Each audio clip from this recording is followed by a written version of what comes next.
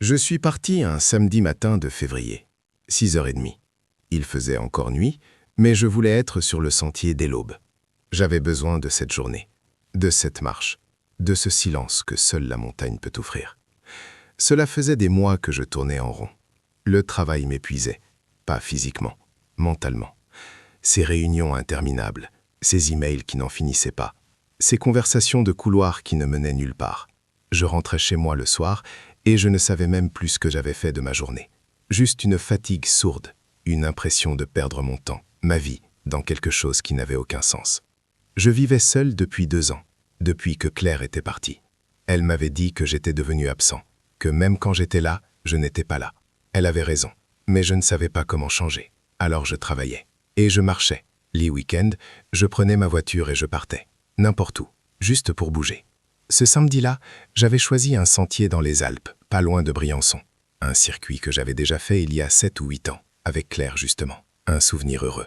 Je ne sais pas pourquoi j'avais choisi cet endroit. Peut-être une forme de nostalgie. Peut-être juste parce que je connaissais le chemin. Le trajet en voiture avait duré 3 heures. J'avais écouté la radio, des informations. Une tempête de neige était annoncée pour dimanche. Mais samedi serait clair. J'avais vérifié plusieurs fois. Ciel dégagé jusqu'en fin d'après-midi. Largement le temps de faire l'aller-retour. J'avais garé la voiture au parking du départ de randonnée. Il n'y avait personne. Normal pour un samedi de février. Les gens préféraient les stations de ski. Moi, je détestais les foules. Je voulais être seul. Mon sac était léger. Une veste polaire de rechange, un bonnet, des gants, 3 barres énergétiques, une bouteille thermos avec du café, une autre avec de l'eau. Mon téléphone, une lampe frontale au cas où, un couteau suisse. Rien de plus. Je comptais être de retour avant 16h. 5 heures de marche, montre en main. Le sentier était balisé. Facile. Les premiers pas dans la neige m'ont fait du bien. Ce craquement familier sous les semelles. L'air froid qui brûle les poumons. Le silence absolu. Juste le bruit de ma respiration et de mes pas. Rien d'autre. Pas de klaxon. Pas de téléphone qui sonne. Pas de voix. Juste moi et la montagne. Le soleil s'est levé doucement. Une lumière dorée sur les sommets. Les sapins couverts de neige brillaient. C'était beau. Vraiment beau. Je me suis senti léger pour la première fois depuis des semaines. Comme si chaque pas m'éloignait un peu plus de cette vie qui m'étouffait. J'ai marché pendant 3 heures sans m'arrêter. Le sentier montait progressivement. Rien de difficile. Je connaissais chaque virage, chaque pancarte. Tout était exactement comme dans mon souvenir. Sauf que cette fois, j'étais seul. Vers 11 heures, je suis arrivé à un point de vue que j'aimais particulièrement. Un promontoire rocheux qui donnait sur toute la vallée. On voyait les villages en contrebas, les routes minuscules, les toits enneigés et tout autour, les sommets. Immenses, silencieux, indifférents. Je me suis assis sur un rocher pour manger une barre énergétique. J'ai bu mon café, il était encore chaud. Je me sentais bien, calme, présent. Pour la première fois depuis longtemps, je ne pensais à rien d'autre qu'à ce moment. Le froid sur mon visage, le goût du café, la beauté du paysage. C'est là que j'ai fait l'erreur. En regardant autour de moi, j'ai remarqué une crête, un peu plus loin sur la gauche, peut-être 100 mètres hors du sentier. Depuis cette crête, la vue devait être encore plus spectaculaire. Je voyais déjà l'angle, la composition parfaite pour une photo. La lumière était idéale. Il était 11h30. J'avais largement le temps. J'ai hésité, vraiment. Je connaissais les règles. Ne jamais quitter le sentier balisé. Surtout seul, surtout en hiver. Mais c'était si proche, et je me disais que je verrais le sentier depuis là-haut, que c'était impossible de se perdre. J'y suis allé. La neige était plus profonde hors du sentier, jusqu'au mollet. J'avançais lentement, mais j'y suis arrivé. La vue était effectivement magnifique.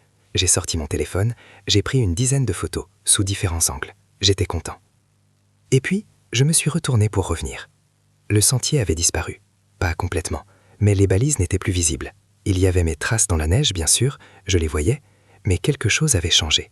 Le ciel s'était couvert, en 20 minutes, sans que je m'en rende compte. Et la neige s'était mise à tomber, légèrement. Juste quelques flocons, mais suffisamment pour rendre tout flou. J'ai suivi mes traces, calmement, pas de panique. J'étais juste allé tout droit. Il suffisait de revenir tout droit. Mais au bout de 50 mètres, j'ai réalisé que je ne reconnaissais rien. Les arbres se ressemblaient tous. Mes traces se mélangeaient avec d'autres dépressions dans la neige. Le vent peut-être, ou des animaux. J'ai cherché les balises. Ces marques jaunes et rouges qu'on voit sur tous les sentiers de randonnée. Normalement, on en voit toujours au moins une. Mais là, rien. Juste des arbres, de la neige, le ciel blanc. J'ai sorti mon téléphone. Pas de signal. Normal en montagne. Mais j'avais téléchargé une carte hors ligne. Je l'ai ouverte. Le GPS cherchait. Et puis s'est affiché un message. Position imprécise. Signal GPS faible.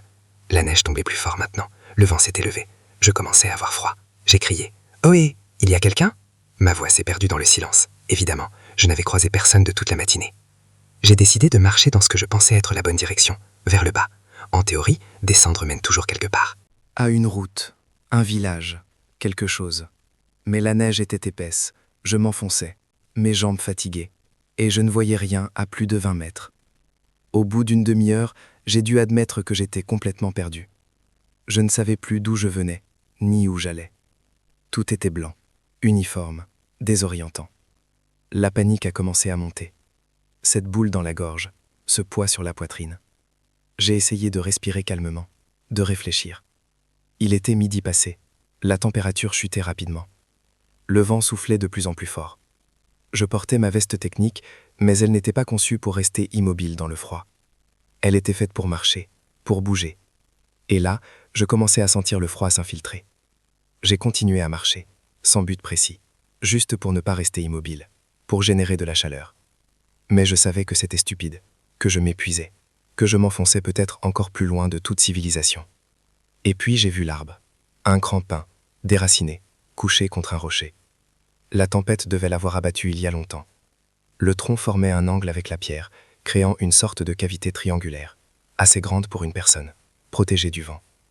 Je n'ai pas réfléchi, je me suis glissé à l'intérieur. L'abri était rudimentaire, le sol était couvert d'aiguilles de pin et de neige, mais j'étais protégé du vent. C'était déjà ça. J'ai sorti ma veste polaire de rechange et je l'ai enfilée par-dessus l'autre. J'ai mis mon bonnet, mes gants. Je me suis recroquevillé pour conserver la chaleur. Il devait être 13 heures, peut-être 4 heures, je ne savais plus très bien. Le temps s'était déformé. J'ai mangé une barre énergétique, bu un peu de café. Il était tiède là, non, mais ça faisait du bien. J'ai essayé de réfléchir calmement. Personne ne savait où j'étais. Je vivais seul. Je n'avais prévenu personne de ma randonnée. Mon absence ne serait remarquée que lundi matin, au bureau. On était samedi. Dans le meilleur des cas, les recherches commenceraient lundi soir, peut-être mardi. Je pouvais tenir jusque-là. Il le fallait. J'avais encore 2 barres énergétiques, de l'eau, un abri. Ce n'était pas confortable, mais c'était vivable. La tempête allait passer, demain peut-être. Et je pourrais m'orienter, redescendre, retrouver le sentier. Je me suis répété ces pensées comme un mantra, pour ne pas paniquer, pour garder espoir. La nuit est tombée brutalement. Vers 16 heures, il faisait déjà presque noir. J'ai allumé ma lampe frontale pour inspecter mon abri. Le faisceau de lumière éclairait les parois rocheuses, l'écorce du pin, la neige qui s'accumulait à l'entrée. Rien de rassurant, juste un trou dans lequel j'étais coincé. J'ai éteint la lampe. Il fallait économiser la batterie. Elle indiquait 68%. Si j'économisais, ça pouvait tenir 2 ou 3 jours, peut-être plus. Dans le noir absolu, le froid est devenu ma seule réalité. Un froid qui mordait. Qui s'insinuait partout, sous mes vêtements, dans mes os. Je bougeais mes doigts constamment, mes orteils. Je frottais mes mains l'une contre l'autre. Mais l'espace était trop étroit pour vraiment bouger. Je ne pouvais pas me lever, juste rester recroquevillé, les genoux contre la poitrine. Les heures passaient avec une lenteur insupportable. Je regardais ma montre toutes les 10 minutes, ou ce que je croyais être 10 minutes. En réalité, seulement 3 ou 4 minutes s'étaient écoulées. Le temps s'étirait, se tordait, devenait une torture. J'essayais de dormir, mais le froid m'en empêchait. Dès que je fermais les yeux, mon corps commençait à trembler violemment, un réflexe pour générer de la chaleur, mais ça m'épuisait. Alors je restais les yeux ouverts dans le noir, à écouter le vent, la neige qui tombait, ce silence de mort entre les rafales. Vers ce qui devait être 3 heures du matin, j'ai senti mes pieds partir. Pas de douleur, juste une absence, comme s'ils n'existaient plus. J'ai paniqué, j'ai enlevé mes chaussures dans le noir, mes chaussettes. J'ai frotté mes pieds avec mes mains, violemment. La douleur est revenue, aiguë, insupportable. Mais c'était bon signe, ça voulait dire qu'ils étaient encore vivants. J'ai remis mes chaussettes, mes chaussures. J'ai continué à bouger mes orteils, sans arrêt, même quand ça faisait mal, surtout quand ça faisait mal. Les larmes sont venues, je ne sais pas pourquoi. Pas de sanglots, juste des larmes silencieuses qui coulaient sur mes joues et gelaient presque immédiatement. Je pensais à ma vie, à tout ce que je n'avais pas fait, à tout ce temps perdu, à Claire, à cette conversation qu'on n'avait jamais eue, à mes parents que je ne voyais presque plus, à ces années passées à survivre au lieu de vivre. Et je me suis dit que c'était stupide, tellement stupide. Mourir ici, pour une faute, pour un moment d'inattention, après avoir survécu à 43 ans de vie, mourir bêtement sous un arbre dans les Alpes. L'aube est arrivée, ou du moins, j'ai compris qu'il faisait jour parce que le noir est devenu gris. La tempête continuait, le vent hurlait, Je suis sorti de mon abri pour regarder. Mes jambes tenaient à peine. J'étais raide, gelé, mais je devais voir. Tout était blanc, partout. Le ciel, le sol, les arbres. Une blancheur uniforme qui effaçait toute perspective, toute direction. Je ne voyais rien à plus de 10 mètres. C'était inutile de bouger. Je serais mort en 1 heure si je m'aventurais là-dedans. Je suis rentré dans mon trou. J'ai mangé une barre, lentement, en mâchant chaque bouchée. J'ai bu 3 gorgées d'eau. Ma bouteille était à moitié vide. Il fallait rationner. La journée a été interminable, pire que la nuit, parce que je voyais la tempête qui ne s'arrêtait pas. Je voyais mon souffle se condenser. Je voyais mes mains trembler. Et je ne pouvais rien faire. Juste attendre. J'ai essayé de penser à des choses chaudes. Un feu de cheminée, un bain brûlant. Ma chambre avec le radiateur à fond. Mais les images ne tenaient pas. Elles s'effaçaient, remplacées par le froid. Le froid était partout, dans ma tête, dans mon corps. Il n'y avait plus que ça. J'ai commencé à parler tout seul, pour m'entendre, pour me prouver que j'étais encore là. Je racontais n'importe quoi. Des souvenirs d'enfance. Ce voyage en Bretagne avec mes parents quand j'avais 10 ans. Mon premier jour d'école. Le jour où j'avais rencontré Claire. Notre premier appartement. Ces dimanches matins à lire le journal au lit. Tout ce qui me passait par la tête. Ma voix était faible, cassée. Mais c'était ma voix. Et tant que je l'entendais, je savais que j'étais vivant. La deuxième nuit a été un cauchemar. Je ne dormais plus. Je glissais dans des états étranges. Entre la veille et autre chose. Des hallucinations peut-être. Je voyais des ombres bouger dans l'obscurité. Des formes qui n'existaient pas. J'entendais des voix. Ma mère qui m'appelait.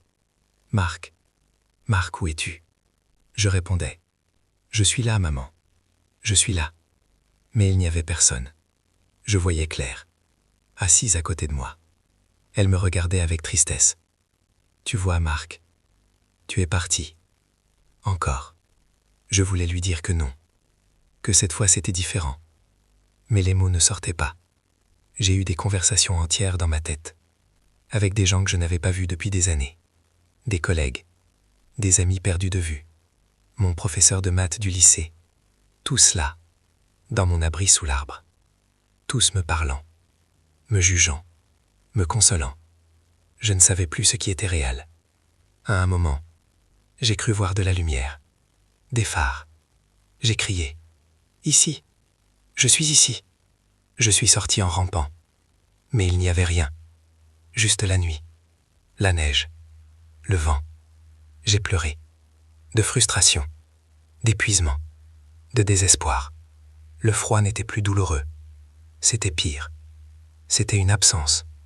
Comme si mon corps s'éteignait lentement. Partie par partie. Mes pieds d'abord. Puis mes mains. Mes jambes. Je les sentais partir. Devenir lointains. Étrangers. Je pensais à la mort. Pas avec peur. Avec une sorte de curiosité détachée. Je me demandais comment ça serait. Si on s'endormait juste. Si c'était doux. Si on voyait sa vie défiler. Toutes ces choses qu'on dit sur la mort. Je me demandais si c'était vrai. Et en même temps, une partie de moi refusait. Une petite partie, têtue, qui disait non. Pas comme ça. Pas ici. Pas maintenant. Cette partie me forçait à bouger mes doigts, à respirer, à rester conscient. Le 3e jour s'est levé. La tempête avait faibli. Un peu. Le vent était tombé. La neige tombait encore, mais moins fort.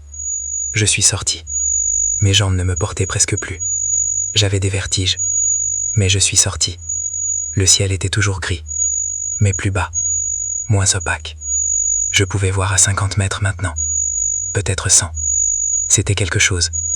J'ai mangé ma dernière barre, bu les dernières gorgées d'eau. Il me restait peut-être un quart de bouteille. C'était tout. Je devais décider. Rester ici et attendre. Ou bouger. Rester, c'était mourir. Je le savais.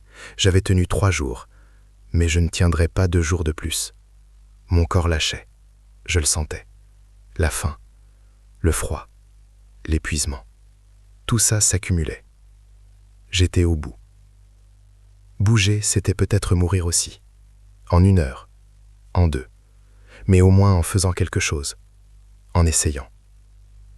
J'ai attendu encore un peu, pour rassembler mes forces, pour me convaincre, pour dire au revoir à cet abri qui m'avait protégé. Aussi misérable soit-il, il m'avait gardé en vie 3 jours. Et puis je suis parti. J'ai marché vers le bas, toujours vers le bas. C'était la seule règle que je connaissais. En montagne, quand on est perdu, on descend. L'eau descend. Les rivières descendent. Les vallées sont en bas. Les routes sont en bas. Les gens sont en bas. Mes jambes tremblaient. Chaque pas était un effort. La neige était épaisse, jusqu'aux genoux. Je m'enfonçais. Je tombais. Je me relevais. Je tombais encore. Mais je continuais. Le temps n'existait plus. Je ne regardais plus ma montre. Je ne comptais plus. Je mettais juste un pied devant l'autre. Encore. Et encore. Et encore. Je suis tombé et je n'ai pas pu me relever. J'étais à plat ventre dans la neige. Je n'avais plus de force. Je suis resté là. 1 minute. Peut-être 10. Je ne sais pas. Et puis j'ai vu la fumée. Une ligne grise, fine, qui montait dans le ciel gris. À peut-être 300 mètres. Peut-être 500. Je ne savais pas évaluer les distances. J'ai ramené mes genoux sous moi. Je me suis relevé. J'ai marché vers la fumée. Chaque pas était une victoire. Chaque mètre une éternité. Mais la fumée se rapprochait. Elle devenait plus nette, plus réelle. Et puis j'ai vu la cabane. Une vraie cabane. En pierre. Avec un toit en ardoise. Une cheminée. De la fumée qui sortait. Une porte en bois. J'ai marché jusqu'à la porte. J'ai frappé. Faiblement. Ma main pesait 1000 kilos. Rien. Pas de réponse. J'ai frappé encore. Plus fort. En utilisant mes dernières forces. La porte s'est ouverte. Un homme. Vieux. 70 ans peut-être. Avec une barbe grise. Des yeux bleus très clairs. Il m'a regardé. Sans dire un mot. Il a regardé mon visage. Mes vêtements couverts de neige. Mes mains qui tremblaient. Et puis il m'a attrapé par le bras. Et il m'a tiré à l'intérieur. La chaleur m'a frappé comme un mur. Une chaleur étouffante. Insupportable. Merveilleuse. Il y avait un feu dans la cheminée. Un vrai feu. Avec de grosses bûches qui craquaient. Le vieil homme m'a fait asseoir sur une chaise près du feu. Il a enlevé ma veste. Mon pur. Il a mis une couverture sur mes épaules. Une grosse couverture en laine qui sentait le chien et la fumée. Il n'a rien dit. Pas un mot. Il est allé à la cuisine. J'ai entendu des bruits de casserole. D'eau qui coule. Et puis il est revenu avec un bol. De la soupe. Une soupe épaisse qui fumait. J'ai pris le bol. Mes mains tremblaient si fort que j'en renversais partout. Mais j'ai bu. C'était brûlant. Ça faisait mal. Mais c'était bon. Le vieil homme s'est assis en face de moi. Il m'a regardé boire. Et puis il a parlé, avec un accent de montagne. « T'étais où ?»« Sous un arbre, 3 jours. » Il a hoché la tête, comme si c'était parfaitement normal. « T'as de la chance, il y en a qui reviennent pas. » J'ai acquiescé, je n'arrivais pas à parler plus. Il s'est levé. Il est allé vers un vieux téléphone accroché au mur. Un téléphone fixe, avec un cadran vatatif. Je ne savais même pas que ça existait encore. Il a composé un numéro. Il a attendu. Et puis il a parlé. « Oui, j'ai quelqu'un ici. Un randonneur. Perdu 3 jours. Vivant. Oui, envoyez quelqu'un. » Il a raccroché. Il s'est retourné vers moi. Ils arrivent. 1 heure, peut-être 2 avec la neige. Je l'ai remercié, mais le mot est sorti comme un murmure à peine audible. Il a haussé les épaules. C'est rien. Il m'a donné une autre couverture. Il a rajouté du bois dans le feu. Il m'a apporté du pain, du fromage. Je mangeais lentement, comme un automate. Mon corps absorbait la nourriture sans que je m'en rende vraiment compte. Le vieil homme ne parlait pas. Il était assis dans son fauteuil. Il fumait une pipe. Il me regardait de temps en temps, sans curiosité, sans jugement, juste pour vérifier que j'étais toujours là. Les secours sont arrivés 2 heures plus tard. 2 hommes en combinaison orange, avec du matériel médical. Ils m'ont examiné, pris ma tension, ma température.